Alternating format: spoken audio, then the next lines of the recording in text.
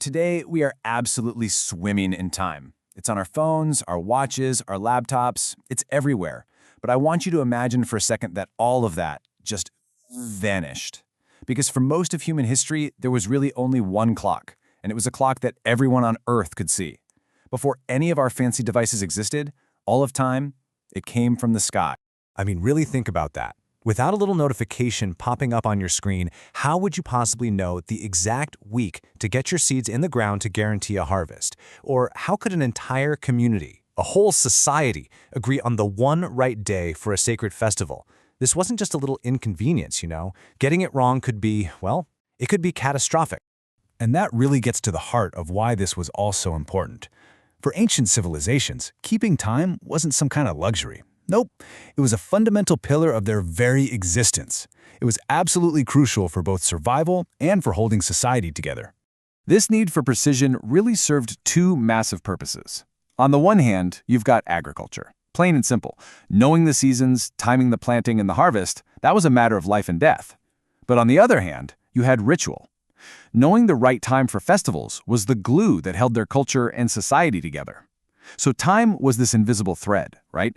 And it connected survival with culture. So if you need a clock that reliable, where do you look? Well, you start with the big one. Their first and most important clock was the one that governed the entire year, the sun. It was this great, dependable engine for their long-term calendar. But the sun is great for the big picture, right?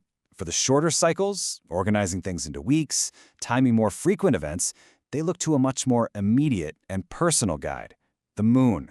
Its phases, so predictable, repeating over and over, they were the perfect solution for chopping up the year.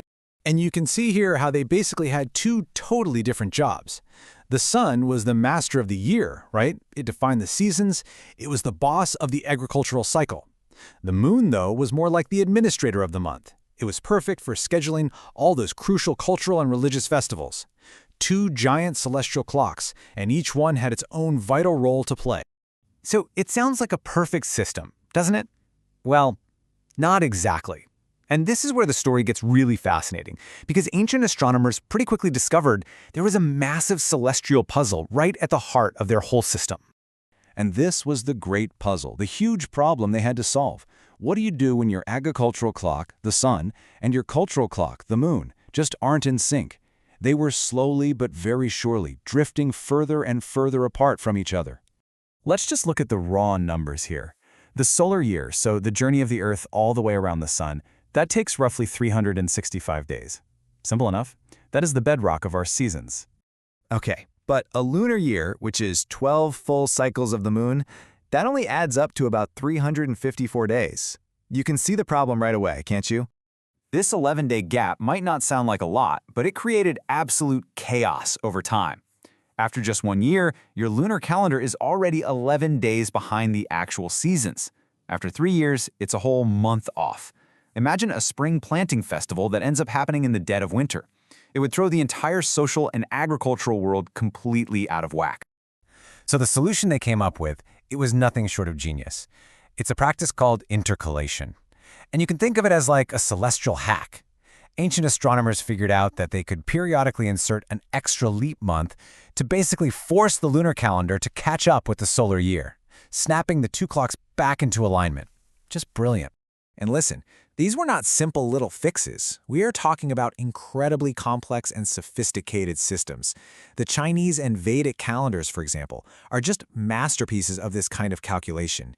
And then you have the Mayans, who took it to a whole other level, running multiple calendars at the same time, like their famous long count, to track time over these vast, almost cosmic scales. But here's the thing.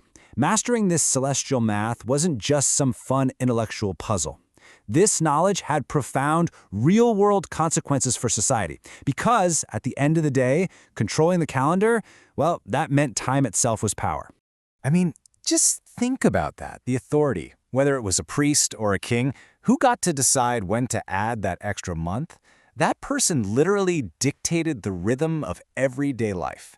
They told people when to plant their crops, when to pay their taxes, and when to worship their gods. Controlling time really did mean controlling society. When you boil it all down, for our ancestors, the cosmos wasn't just something to be looked at. It was a living document, a grand unfolding clock. Time wasn't this abstract thing on a dial, it was a story, and it was written right there in the movements of the sky. Which really leaves us with one final thought. They looked up to the heavens to find their place in the grand flow of time. We look down, don't we? We look at these tiny screens that chop our days into seconds and notifications. The sky is still up there, of course. It's marking the seasons just like it always has.